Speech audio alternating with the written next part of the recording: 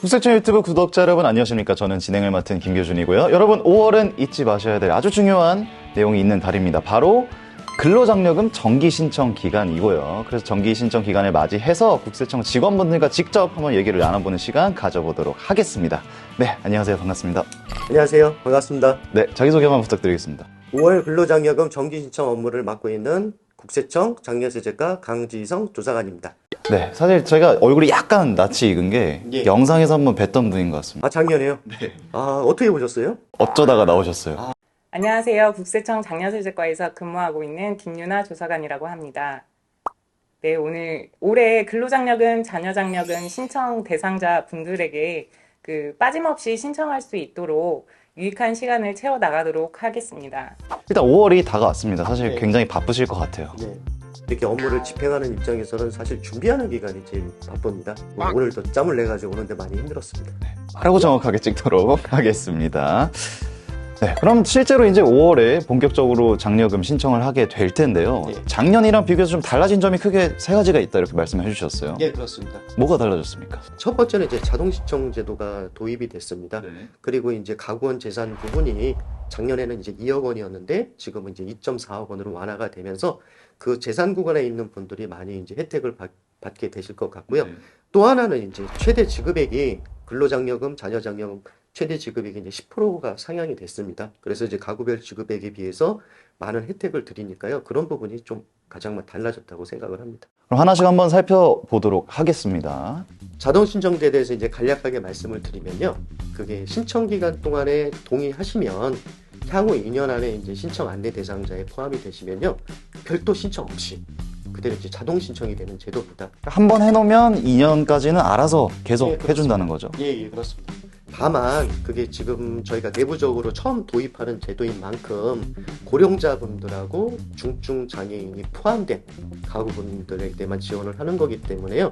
전 국민은 아니고요. 향후 전 국민을 대상으로 해가지고 확대할 계획이 있습니다. 네, 그럼 다음 변경 사항 한번 말씀해 주시죠. 그 재산 기준이 이제 2.2억 원에서 2.4억 원으로 들었는데요. 사실 이제 장려금 재산 그 기준이라는 게 가구원 재산이 이제 합계액입니다. 다만 저희가 신청 단계에서는 금융재산을 신청을 하지 않으시면 금융재산을 수집을 할 수 없기 때문에요. 안내 단계에서는 저희가 금융재산은 합산을 하진 않습니다. 네, 그러면 이 영상을 통해서 처음으로 이제 근로장려금이나 좀 자녀장려금에 대해서 알게 되실 분들도 있으실 테니까 그럼 좀 간략하게 전반적인 좀 신청 요건이 어떻게 되는지 한번 알려주시겠습니까? 네, 근로장려금, 자녀장려금은 가구 구성에 따라서 소득, 재산 요건을 모두 충족한 가구가 신청 대상이 됩니다. 올해는 재산 요건이 완화되어서 이 점 주의하면서 살펴보도록 하겠습니다. 먼저 가구원 구성에 따라서 단독 가구, 헛벌이 가구, 맞벌이 가구로 구분이 합니다. 단독 가구란 배우자, 부양자녀, 70세 이상 직계 존속이 모두 없는 가구입니다. 헛벌이 가구란 배우자, 부양자녀 또는 70세 이상 직계 존속이 있는 가구입니다. 맞벌이 가구는 신청인과 배우자 각각의 총 급여액 등이 300만 원 이상인 가구입니다. 여기에서 가구 유형을 확인하셨다면 다음으로 소득 요건을 살펴보겠습니다. 2022년 부부 합산 연간 총 소득이 단독 가구는 2,200만 원 미만, 헛벌이 가구는 3,200만 원 미만, 맞벌이 가구는 3,800만 원 미만이어야 합니다. 마지막으로 올해 달라진 재산 요건은요. 올해 신청분부터 재산 요건이 2억 기준에서 2억 4천만 원 미만으로 완화되었습니다. 따라서 재산은 2022년 6월 1일 현재 부동산, 전세금, 자동차, 예금 등 가구원 전체 재산 합계액이 2억 4천만 원 미만이어야 하고 참고로 부채는 차감하지 않습니다.